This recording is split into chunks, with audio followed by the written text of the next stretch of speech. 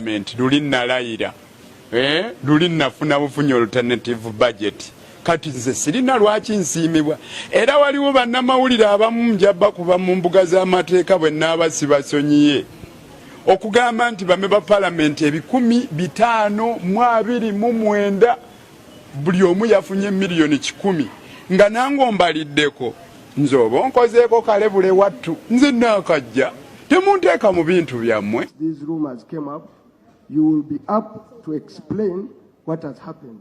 So may I beg you, Right Honorable Speaker, may I beg you, Right Honorable Speaker, with the due respect, that the country demands an explanation from the head of this institution of what is going on in regard to the 100 million allegation that is a gift to these members of parliament. So those statements, because we approved the budget, we approved all expenditure of government.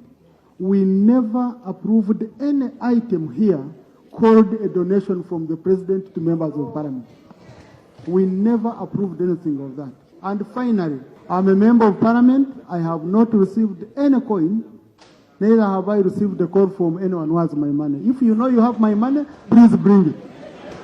Yeah, someone might be eating on my behalf somewhere. There is a way we protect each other. If you think for you, you will come out of this institution smarter and cleaner than the rest, and you marine all other people in this house. Honorable colleagues, the moment you put your colleagues in the mud, that mud will also go on you.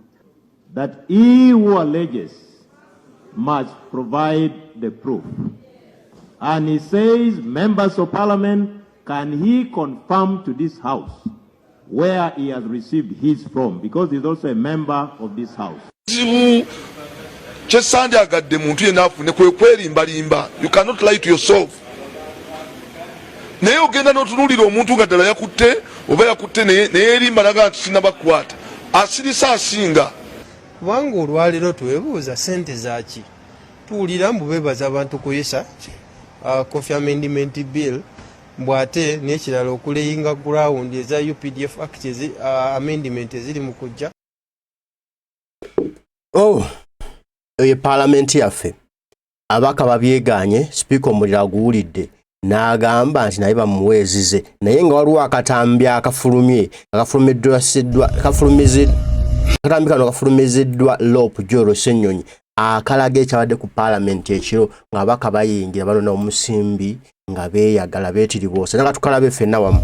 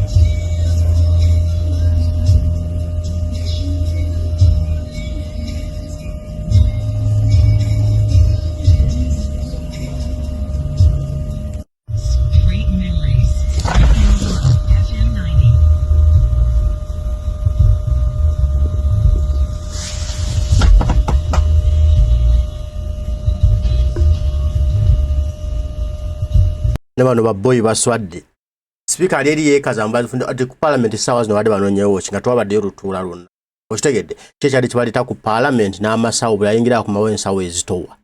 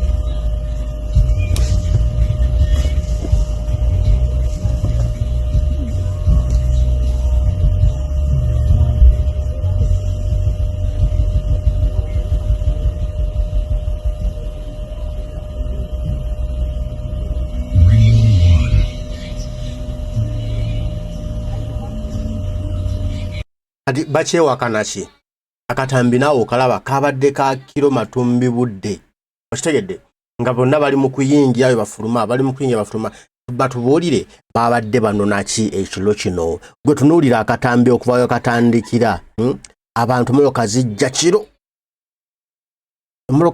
kiro bwe ziyingira bwe bavaamu bwe bayingira mu parliament bwe bavaayo banonayo ki watali kuteesa okitegedde kyabaddi nti nno abaka parliament bajja ku parliament ekiro mu bungi bwebuto nga banonye eki watali rutuula meaning sente zabadde ziri mu kugabibwa gwe tunuulira akatambi ng'egye katandikamu kakulage moloka zijja ziri busy olaba bayingira birindi mu kirindi waba basatu bayingidde okitegedde bajja bangi ne bazisimba bayingira olaba moloka bwe zijja obudde bwa kiro olwo twabadde olutuula lwa parliament n'olu okitegedde twali olutuula lwa parliament n'olumu okitegedde ne nga bajja bayingira bavaayo n'omusimbi obalawo engeri gye bajjamu bonna bali happy bamanyi tuzze kuzifuna okitegeera kati batugamba badde banonyeeki wabadde basukale batubulire ki ekyabadde ku parliament kuba bali mu kwegaana fesi tunafuna ku ssente alina obujulizi abuleeta era yazifunidde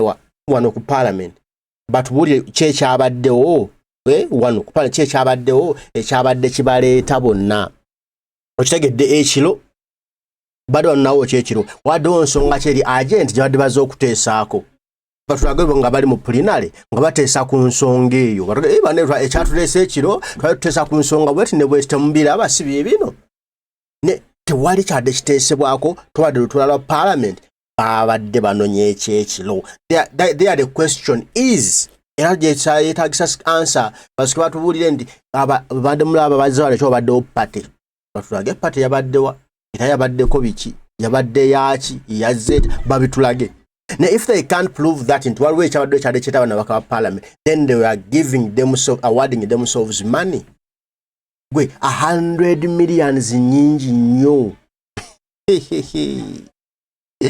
olaba mpuga bamuwa 5 ne tumutabukira nate ono bawadde 10 atuma abo n'empuga atoka mubamwali mbalayira ne seguna ate wakuba mwali mukatamu muno namwe mutugenda byatambulanga ye ngenda mubalaga nolaba buli avaya kubira munakasi munze zange nzifunye Esange nzina tegeka enkoko amazzi g'akawunga mugayi w'abewaka buli ajja avaali olaba abayimiddewo bali ku ssimu n'ebisawo byonna bizito bagenze tebalina nsawo zizitwaneka zonna zirengedda zirebetanga kisakiro banga batadde muli omusimbi waguuga n'eggwanga lyaffe lirikomya ddi embeera bwe ziti you spend money okusoonera ku bantu nti obasima kubanga bakwisiza etteeka ly'emmwanyi kubanga ogenda kulifunamu ogenda kuzifunamu emmwanyi ezo naye nga tezigenda kufunibwamu nga Uganda kuzimba bannayuganda okitegedde bw'ogenda kuzifunamu nga ggwe ng'omuntu then n'obasiima olw'okutteera akawogo k'ogenda okubbirako okitegedde naye nga ensente zandwala zikolamu ekyamakulu ekiyamba society zandwala zikolamu at least oluguudo somewhere okitegedde mane nwavaayo ebyobusuubuzi bano balima mayuuni oba bino balima mmwanyi kati wakolera akagulu kabere ka kolas kawerette baberenga ye emmwanyi zaabwe zituuka mangu mu katale baberenga matoke gaabwe gatuuka mangu mu katale naye aganyabo sente bazeegabanya bazirya munnayuganda oyongera kubonaabona ebintu byongera kuba bya bbeeyi bo nga sente bebazeegabanya banaye bino tubiraba mu bitunuulire ono Sissegono ono atambulanga ekibaata Sissegono oyo gamba nga ndaba ono Ssegonesio seye naye gwera ababaka ba paalamenti bonna ng'olagamba mbu tetunnafuna ku ssente babadde banonyeeki kubanga ayingira yafuluma okitegedde ate nga ekitubu bwe kiba wabawo ssente ezigabibwa ogenda bakuweddayo sigano badde bayingira ne batatula nga tewali akomawo ne ayingira ate buli ajjajja n'ensawo naye tulabye n'eggwanga lyaffe tulabye ne Uganda eno naye mmwe bwe tuteeka emberumu bwe tutaave mu ddingidingi bwe tutaasituke bwe tutaalumbe nalo tulejjusanga lulala aye tetunenyanga omuntu naba twenenyanga ffe kubanga buno obuvunaanyizibwa bwo munnayuganda okukomya bino ebintu si bwa mulala okitegedde kale tugamba protestive vote tugenda mu protestive vote naye omuntu agamba protestive vote byebiki nze sijja kulonda tabeera Museveni ajja kabba bagundi mugende mulonde tulonde abantu bangi kibayitirireko kitegedde tuba tumaze obbawangula ne munedda mu kwenyogonkoleza eyo ne mwenyolanyola ne mwekozaakoza nga balina emirimu ennyo nga abaakalaba bajja tufuga bajja tubba kitegedde ate tutaasituke kulumba nalo okubanya buwanguzi bwaffe ne tulumba munange tubalinze naye nga akatambi okalabye bulungi kateeddwayo Lopu Jolo Ssenyonyi information yonna yagituwadde nga yasoose tugamba Julia yasoose tugamba nti afunye amawulire ku paalamenti awo waliwo gaba omusimbi omuyitirivu omubede omunene ennyo era ebigambo byali biwandiise n'atugamba bw'ati n'atugamba ebigambo bino nga tutegeeza nti amawulire gaafunye waliwo ssente ziri mu kugabibwa yagambye you have learned that there is money which is surreptitiously exchanging hands in parliament. Information reaching us is that they are giving each NRM MP and a few selected opposition MPs 100 million shillings each as appreciation for the coffee bill that was passed and also in readiness for the proposed amendment to the UPDF Act, which will seek to cement the trial of civilians in the court martial in spite of the Supreme Court ruling. Our country needs good. Ebigambo bya Joel Ssenyonyi byatugambye. Kati nno abaka parliament ab'enjawulo bavuddeyo ku nsonga zino eza ssente zino ezagabiddwa kitegeera nga bagamba nti ensimbi ezo kasoke bwe tuti tulagawa n'akatambi president kataddeyo nga babiyanja mu parliament. In the public domain. The latest scandal pins the legislators, especially the members of the ruling NRM, for reportedly receiving 100 million shillings each in a fresh cash bonanza offered by the government. There are 556 legislators in the current parliament. 342 of them are NRM members. This alone will take 34.2 billion shillings. So, what can this money do? Simply put, 34.2 billion shillings is enough to pay at least 57,000 primary school teachers employed by the government for a month. This number is nearly half the total number of state-employed primary school teachers in the country, which stands at about 137,000. Also, as of June 2024, Uganda's public debt reached 94.8 trillion shillings, meaning each Ugandan is effectively indebted to the tune of approximately 2.3 million shillings. Imagine how many Ugandans would be debt-free had this money gone into repayment of debts. The government allocated 100 million shillings per parish annually for the Parish Development Model, PDM, with each beneficiary expected to receive 1 million shillings to support income-generating activities. This means that each MP is taking PDM money meant for an entire parish. Reports indicate that this money is a reward to members of parliament for passing the Coffee Amendment Bill of 2024. A bill for an act titled the National Coffee Amendment Act 2024. The title is settled and the bill has been passed. As well as an attempt to persuade them to vote in favor of the proposed UPDF Amendment Act that could see military courts regain extreme power to try civilians, even after the Supreme Court rendered the General Court-Martial illegitimate. Although government has dismissed reports of MPs receiving 100 million shillings each, similar scenarios have happened in the recent past. It has become a habit, it has become some kind of entitlement for members of parliament. And the unfortunate bit is that it has become formalized. Because this is money that is planned, appropriated, and misused in such a way. And in most cases, this is coming out through supplementaries and classified expenditures. The priorities of politicians in this country are completely different with the public good and the citizens of this country. So whether we have floods in Kampala, you suffer alone. Whether you go to the cancer ward in Morago and there are no medicines, you suffer alone. So in terms of saying that MPs are there for us, that is out. They are there for themselves. Now we know it. The development comes at a time major external donors have ended their operations in the country. When you look at public health facilities, you see that the staffing is like at 37 for regional referral hospitals. It is 47%. And then you do not have money for medical interns, but you have money to give MPs. Ultimately, the taxpayers are directly affected when money in the national treasury is misappropriated to benefit a few individuals. The civil society organizations argue that whereas it is complex to turn around this culture that has bred over the years, the ordinary citizens can actually punish the politicians by not voting them into office again. We are going into elections, and when we go into elections, health, education, they are election issues. But how do we translate that into tangible financial commitments? We need as citizens to push back and bring in government people who can care for us. The social contract between us and the politician is never there. It remains to be seen how government will handle the 100 million shillings reward scandal, given that the information which was most likely classified has now leaked to the public. Daniel Kibet, NTV. Thanks, Daniel.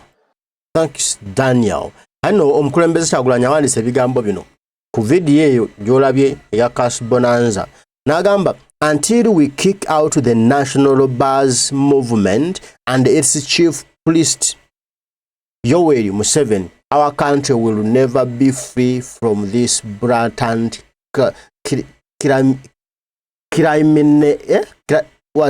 criminality with impunity. Otusanga twejjeeko gavumenti ya Nakyema General Museveni, ensi yaffe tegenda kuva mu bintu bino. Mbaka zake Francis Mutebi yavuddeyo nawe okuwandika ekiwandiiko kino ng'agamba nti ye nga zake Francis Mutebi akondeminga ensimbi obukadde 10 bwaweereddwa abaka ba Parliament, era agaanira ddala ekirabo eky'obukadde 10 takyaga ati bakimuwa teyeetaaga, n'agamba nti ye achallenginga the president achallenginga General Museveni ku ssente zagenda mansa ng'agabira abantu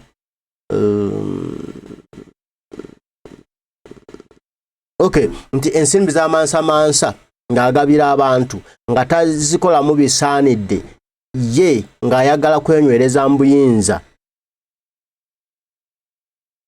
nga talagana butuufu na bujulizi wajazi jensimbi ezo z'amasobola nga zamiwa musolo essaawa yonna ajja kuba abisasulira. Agamba challenge IGG into action nti ayagala IGG ayingire mu nsonga zino era abuze sente zino zavuddewa babadde babawazaaki era ne General Museveni wabanga seyadagaba sente zino atubuulire ezabadde zigabibwa zadde zivaawa ayite n'obujulizi ku nsimbi zino n'abaka ba parliament beyawadde ensimbi atubuulire nabawadde za nsonga eno n'eno lwaki nazibawadde era babadde bankoledde kino ne ewatali ekyo okuvevenga nedda tebaddamu kutuvevengera balete bulesi tezomiwa omusolo batubulire babadde begabira zaaki. In parliament who have testified in camera to you that you know what, we got the money where they were called to pick the money. First and foremost, they cannot even try to reach me out because they know I will embarrass them,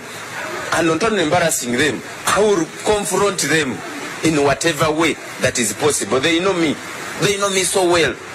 In that for me, even when I receive a gift from a person whom I know that one is not my friend, that one is an enemy to me, I will just throw it to them. They know that. So I will assure you that that money was received by several members of parliament. And this is on record. This is not just a word, but this was even evidence from action. How can you prove the people of Mitiana municipality and the entire country that yes, indeed, the money was distributed and some members of parliament? Do you know of some that you can say, if I'm put to test, either in court or on the floor of parliament, I can surely tell the country and the world that yes, indeed, these members of parliament got money in illicit ways? I can assure you, or first and foremost, something that I'm very sure of, all the NRM MPs, just name any NRM MPs, I'm ready even to be taken anywhere, to any disciplinary in parliament, or even to any courts of law. I can even be there to assure the public, to assure any kind of court that money was received by all NRM MPs. That is a sure deal. And those other friendly NRM MPs, those who are friendly to the NRM from the opposition, received the money. Anyone whom you know that is aligning to NRM, the independents who are aligning to NRM, majority of them have received the money. Can you confirm that there are also some members of parliament who belong to NUP, the party you belong to, that you can say, I know so and so, who took the money? I cannot have the evidence, but there is something that is there that even some members of opposition took the money. Of course, this is sure deal. There are people whom we know from NUP, whereby they are not part of us, but they are just talking about being part of NUP, yet they are not with us. Because we condemn them about corruption scandals. Those ones, I'm sure. Those ones whom we condemned about corruption scandals, especially the likes of Kagabo, the likes of, there are so many, name them, so many. Oh, those are all the embaga. Awo nno we tuli. Munnayuganda olina okwetaasa kizibu ekiriwo.